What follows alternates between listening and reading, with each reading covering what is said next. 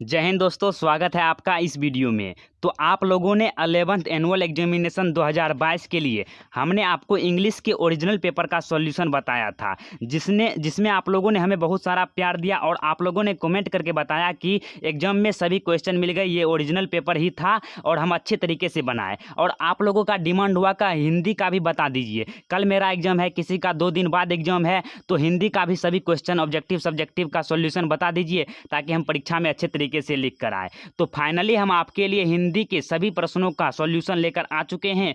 बात यह है कि हमारे यहाँ के कॉलेजों में पहले इसका एग्जाम ले लिया गया था, तो हम आपके लिए क्वेश्चन उपलब्ध करा के सॉल्यूशन लेकर आ चुके हैं। और आपको 12th बोर्ड के लिए अच्छे से तैयारी करना है। अगर आप चाहते हैं कि 12th बोर्ड एग्जाम में अच्छे अंक लाए और अच्छे से आपका पढ़ाई हो, तो आप इस चैनल को सब्सक्राइब कर सकते हैं। हम आपको साइंस के सभी सब्जेक्ट की तैयारी कराने का गारंटी लेते हैं और ऐसे ऐसे क्वेश्चन को डील कराएंगे जो आपके लिए बहुत ही उपयोगी होगा बोर्ड एग्जाम के लिए। तो आज की इस वीडियो में हिंदी का बताएंगे, आपको बोल दिए हैं। तो चलिए एक एक क्वेश्चन का सॉल्यूशन करते हैं। और ये क्वेश्चन जो है ना, आपके कल के बोर्ड एग्जाम में पूछा जाएगा, या जिस दिन भी एग्जाम है उस दिन आपको सेम टू सेम प्रश्न रहने वाला है, चाहे आप साइंस के विद्यार्थी हो या कॉमर्स के या आर्ट्स के। तो चलिए एक एक क्वेश्चनों को देखते हैं और इसका सॉल्यूशन करते हैं। तो इसमें फर्स्ट क्वेश्चन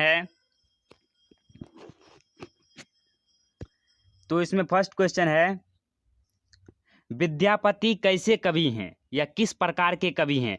तो विद्यापति श्रृंगारी कवि हैं। यह आपके 11th द्विगंत भाग 1 के काव्यखंड का पहला अध्याय पद, जिसके कवि विद्यापति जी हैं और इसे श्रृंगारी कवि के नाम से भी जाना जाता है। तो इसका राइट आंसर हो जाएगा क, श्रृंगारी कवि। विद्यापति कैसे कवि थे? तो श्रृंगारी कवि। आपको याद ही यहाँ पर हो जाएगा, कोई दिक्कत लेने की आवश्यकता नहीं है। तो ये हो जाएगा ए, श्रृंगारी कवि। फिर दूसरा क्वेश्चन है, विद्यापति ने मुख की तुलना किससे की है? तो विद्यापति में के पद में जो है ना, मुख की तुलना चंद्रमा से किया गया है। तो इसका राइट ऑप्शन ख हो जाएगा, चंद्रमा। फिर तीसरा प्रश्न है, कबीरदास किस शाखा के कवि हैं? तो निर्गुण शाखा के कवि हैं या निर्गुण भक्ति धारा के कवि हैं? देखिए इसमें जो है ना, निर्गुण भक्ति धारा शब्द आया, थोड़ा सा हम आपको बता देते हैं। एक्स्ट्रा नॉलेज तो हम आपको हमेशा ही देते हैं। निर्गुण भक्ति धारा का मतलब हो गया कि ये जो है ना, मूर्ति पूजा और ढोंगी में ये सब विश्वास नहीं रखते थे। ये ईश्वर में हृदय से ही प्राप्त कर सकते हैं, सच्चे मन से ही ईश्वर को प्राप्त कर सकते हैं। वो आप नहीं इसे मूर्ति पूजा से प्राप्त नहीं कर सकते हैं। उसका जब बहुत विरोध करते थे, इसीलिए उसे निर्गुण भक्ति धारा के कवि थे। कौन? तो कबीरदास जी। तो 3 का हो जाएगा ए या क, निर्गुण शाखा के कवि थे। फिर 4 नंबर का क्वेश्चन है कि मीरा किस प्रकार की कवित्री थी? मीरा जो है ना, वह कवित्री थी किस प्रकार के? तो कृष्ण भक्तिन कवि थी, अर्थात भक्तिन कवि। क्यों थी? कवित्री था तो कृष्ण भक्ति कवि थी, क्योंकि कृष्ण के बारे में इन्होंने बहुत सारे ऐसे ऐसे रचनाओं लिखे थे। और उसकी का 11th में जो है ना, मीरा के पद हैं जिसके कवि मीराबाई जी हैं, और यह कृष्ण भक्तिन थे, अर्थात कृष्ण के भक्त में यह भक्त में लीन थे, कृष्ण भक्त थे। फिर 5वां प्रश्न है, मैथिली शरण गुप्त की रचना है? तो मैथिली शरण गुप्त की रचना झंकार है। झंकार के कवि कौन है? तो मैथिली शरण गुप्त। उसके बाद नेक्स्ट प्रश्न है, 6 नंबर का प्रश्न है, बिहारी लाल का संबंध किस काल से है? तो इसका संबंध जो है ना, रीति काल से था। तो ग हो जाएगा इसका राइट ऑप्शन। उसके बाद 7 नंबर का क्वेश्चन है, पत्थर तोड़ती मजदूरनी को कवि ने कहाँ देखा था? तो पत्थर तोड़ती हुई मजदूरनी को कवि इलाहाबाद के पथ पर देखा था।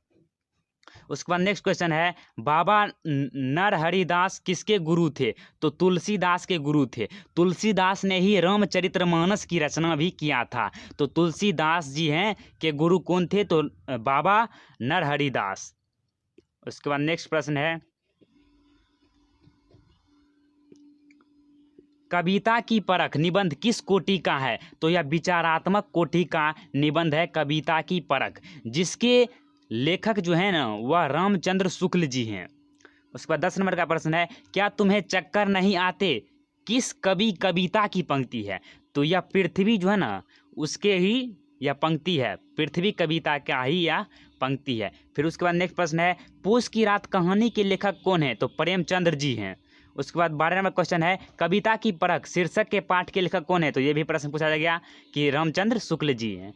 फिर 13 नंबर का प्रश्न है कि बिहार प्रांत में उपभाषाएं बोली जाती है, कितने भाषा बोली जाती है? तो भोजपुरी भी बोला जाता है, मैथिली भी बोला जाता है, मगही बोला जाता है, अंगिका और ब्रजिका। तो उपयुक्त सभी हो जाएगा। फिर 15 नंबर का क्वेश्चन, 14 नंबर का क्वेश्चन है नागार्जुन का जन्म कब हुआ था? तो 1911 ईस्वी में।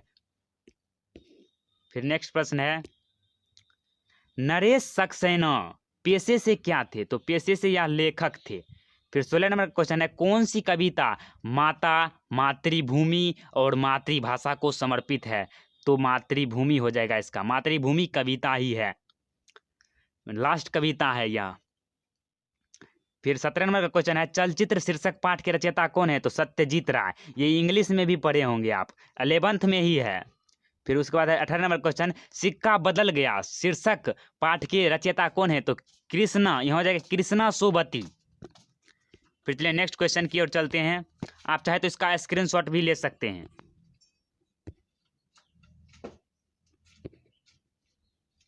चलिए नेक्स्ट प्रश्न की ओर, और आप लोग कमेंट करके बताइएगा कि आपको इस तरह के क्वेश्चन का सॉल्यूशन यूट्यूब पर कभी मिला है? मिलेगा भी नहीं, एक ऑल टू ऑल क्वेश्चन का सॉल्यूशन कोई भी नहीं देगा यूट्यूब पर आपको। फिर देखिए 19 नंबर का क्वेश्चन है, ये हम आपको घमंड नहीं कर रहे हैं, ये बता रहे हैं मेहनत है आपके लिए, हम मेहनत कर रहे हैं। आप अगर कुछ भी पूछ सकते हैं क्वेश्चन, अगर आपका कोई भी सवाल है तो हम जवाब देने का 100% प्रयास करेंगे। फिर 19 नंबर क्वेश्चन है मेरे वियतनाम यात्रा शीर्षक पाठ के रचयिता कौन है? तो भोला पासवान शास्त्री जी मेरे वियतनाम यात्रा शीर्षक पाठ के रचयिता हैं, लेखक हैं। उसके बाद 20 नंबर क्वेश्चन है आदिकाल को क्या कहा जाता है? तो वीर गाथा काल कहा जाता है। क्यों कहा जाता है वीर गाथा काल? इसके बारे में थोड़ी सी जानकारी आप ले लीजिए। देखिए आदिकाल था ना, इसको आचार्य द्विवेदी जी ने ही वीर गाथा काल कहा था। फिर 21 नंबर क्वेश्चन है यथा विधि में कौन सा समास है? यथा क्या है? अव्यय है, तो यह अव्ययी भाव समास हो जाएंगे। फिर नेक्स्ट प्रश्न है 22 नंबर का कि राम कृष्ण में कौन सा समास है? तो योजक चिन्ह भी लगा हुआ है और एक दूसरे की क्या है? विपरीत भी है, तो इसमें हो जाएगा द्वंद्व समास। उसके बाद है 23 नंबर क्वेश्चन मीराबाई की भाषा है? तो वर्ज मिश्रित राजस्थानी भाषा है। फिर 24 नंबर क्वेश्चन है तुम मेरे ठाकुर मैं तेरी दासी में ठाकुर का क्या अर्थ है? तो भगवान ठाकुर हैं, अर्थात ठाकुर को भगवान का संज्ञा दिया गया है और दासी को दासी का ही संज्ञा दिया गया है। मीराबाई जो है इसमें बोलते हैं कि आप मेरे ठाकुर हैं, भगवान हैं और मैं आपका दासी हूँ।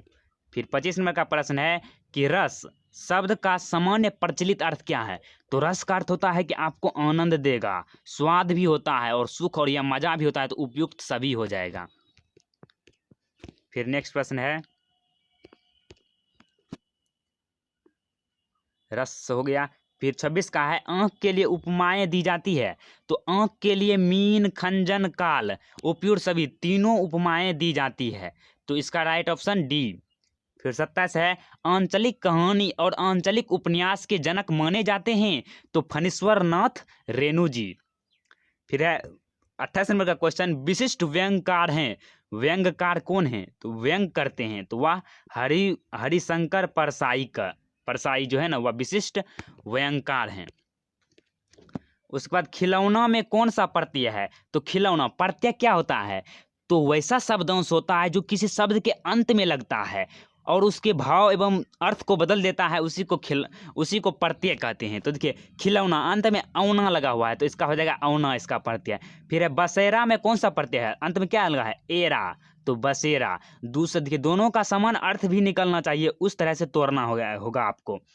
फिर 31 का है कर्मवीर में कौन सा उपसर्ग है? तो कर्म है, उपसर्ग हुआ होता है जो पहले लगता है, या शब्दांश होता है जो किसी शब्द के पहले लगकर उसके अर्थ और भाव को बदल देता है, वह उपसर्ग कहलाता है, तो कर्म हो जाएगा। उसके बाद 32 है उद्घाटन में कौन सा उपसर्ग है? तो उत है, उत हो जाएगा इसमें, क्योंकि जो है ना आप संधि विच्छेद भी पढ़े होंगे कि जो है ना दो कब बनता है? जब तो हलंत उसके आगे और जुड़ जाता है तो दो बन जाता है, तो उसमें उत होगा। उसके बाद 33 नंबर क्वेश्चन है विद्यापति किस काल के कवि हैं? तो आदि काल के कवि हैं।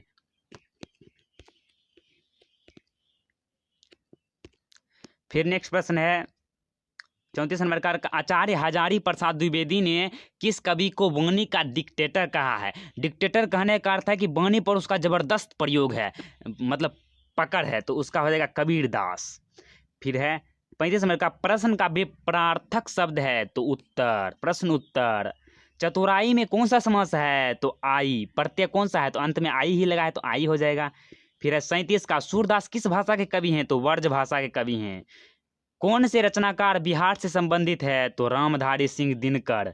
बेगूसराय जिला में इसका जन्म जो हुआ था ना, वह बिहार में ही हुआ था, जो देश के लिए अपना सब कुछ त्याग कर दिए गए थे और अपने साहित्य रचना से देश को आज़ादी दिलाने के लिए बहुत ही अहम योगदान दिए थे। उसके बाद 39 नंबर का क्वेश्चन है, खड़ी खूटी सुनाना मुहावरे का अर्थ क्या है? कहते नहीं, खड़ी खूटी उसको सुना दिया, भला बुरा कह दिया, तो इसका हो जाएगा भला बुरा कहना। चलिए नेक्स्ट प्रश्न की ओर चलते हैं। अगर आप लोग अभी तक देख रहे हैं तो वीडियो को प्लीज़ लाइक कर दीजिए और चैनल पर पहली बार आए हैं तो चैनल को सब्सक्राइब कर दीजिए। तो 40 नंबर का क्वेश्चन है, हाथ मलते रह जाना मुहावरे का अर्थ है? तो पछतावा होना। फिर 41 नंबर का क्वेश्चन है कि माधुर्य शब्द से विशेषण बनाए? तो मधुरता। फिर 42 नंबर का क्वेश्चन है, जूही की कली शीर्षक कविता के लेखक कौन है? तो सूर्यकांत त्रिपाठी निराला जी हैं। उसके बाद है, राजमहल में कौन सा समास है? तो तत्पुरुष समास है। 44 का है, विद्यार्थी का संधि विच्छेद क्या है? तो विद्या जोर अर्थी, दोनों समान नहीं है, अलग अलग है, तो विद्या जोर अर्थी हो जाएगा। जगदीश का संधि विच्छेद है? तो जगदीश, दो आ गया तो इसमें तोम बदल जाता है, तो जगत जोर ईश, जगदीश। फिर 46 में क्वेश्चन है कि अमृत का पर्यायवाची शब्द होता है? सुधा। आप थोड़ा स्पीड बना दिए हैं, क्वेश्चन को आपको हल करते चल रहे हैं। फिर है, तोड़ती पत्थर कविता के लेखक कौन हैं? तो सूर्यकांत त्रिपाठी निराला जी। फिर है 48 का, जगन्नाथ शीर्षक कविता के कवि कौन हैं? तो केदारनाथ सिंह। इसे आप कैसे याद रख सकते हैं? तो इसमें भी नाथ है और इसमें भी नाथ है, तो इस तरह से याद रख सकते हैं, जगन्नाथ केदारनाथ सिंह। ओके। फिर 49 का है, स्त्री शब्द का विशेषण होगा? स्त्रीण।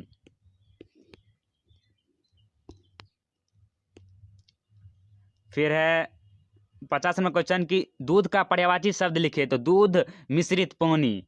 51 का, पेड़ का पर्यायवाची शब्द, ये सब बहुत आसान है, तरु। फिर है, गालिब शीर्षक पाठ के रचयिता कौन है? तो त्रिलोचन जी। फिर 53 का, मातृभूमि शीर्षक के रचयिता कौन है? तो अरुण कमल जी। देखिए, लेखक के बारे में हमेशा 10-15 क्वेश्चन आपके बोर्ड एग्जाम में रहेगा ही रहेगा। फिर है 54 का, मानव शब्द से विशेषण बनाए? मानवता। कांति शब्द से विशेषण बनाए? कांतिमान। 56, वास्तव शब्द से विशेषण बनाए? वास्तविक। फिर नेक्स्ट क्वेश्चन है, गिरवी का समानार्थी शब्द अर्थात समान अर्थ कौन होगा? बंधक। कहते हैं ना, गिरवी धर दिया हुआ हमारे लिए, सोना चांदी को जो गिरवी धर दिया जाता है, बंधक धर दिया जाता है, वही होगा बंधक। तो 59 का है, अपने पैरों पर खड़ा होना, स्वावलंबी होना, अपने चारों खाने चित होना, मतलब पूरी तरह से हार जाना। फिर है 60 का क्वेश्चन, चोली दामन का साथ होना मुहावरे का अर्थ है? तो घनिष्ठ संबंध होना। इस तरह से आपका 60 का 60 ऑब्जेक्टिव क्लियर हो चुका है। इसमें से मात्र आपको 85 बनाना था, लेकिन हम आपको 60 में 60 बता चुके हैं।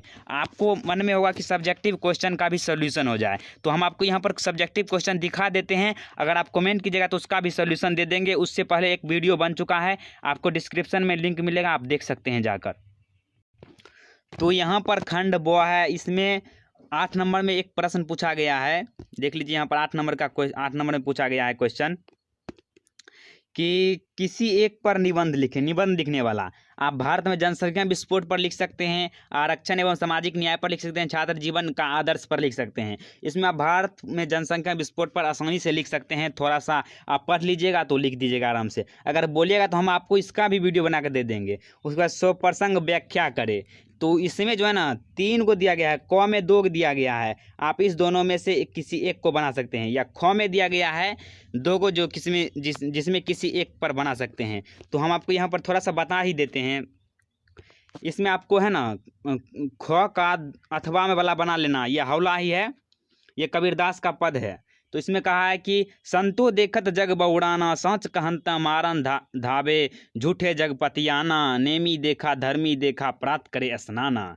तो प्रस्तुत पंक्ति हमारे पाठ्य पुस्तक द्विगंत भाग 1 के काव्यखंड के दूसरा अध्याय पद से लिया गया है, जिसके कवि कबीरदास जी, और इस पंक्ति के माध्यम से कवि इस संसार के बारे में बताते हैं कि यह संसार जो है ना बौड़ा गया है, पागल हो गया है, इधर उधर भटक रहा है। वो कहते हैं कि अगर हम उसके सामने सच बोलते हैं तो वो हमको मारने दौड़ता है, काटने दौड़ता है। अगर हम झूठ बोल दे तो वो जल्दी ही हम पर विश्वास कर लेता है। और कहता है नेमी देखा धर्मी देखा प्रात करे स्नाना। अर्थात ऐसे ऐसे हम नेमी धर्मी आदमी को देखे, बाखंडी को देखे, जो सुबह सुबह स्नान कर लेता है और भगवान का आराधना करता है कि हमें मुक्ति मिल जाए। तो इस तरह से इसका आप अर्थ लिख सकते हैं। ये सभी तो आपको हवा में मारना है गोली। उसके बाद है ना सब्जेक्टिव क्वेश्चन में है प्रश्न उत्तर, इसमें से 5 प्रश्नों का उत्तर देना है। ये सभी देखिए इसमें बता देते हैं आपको।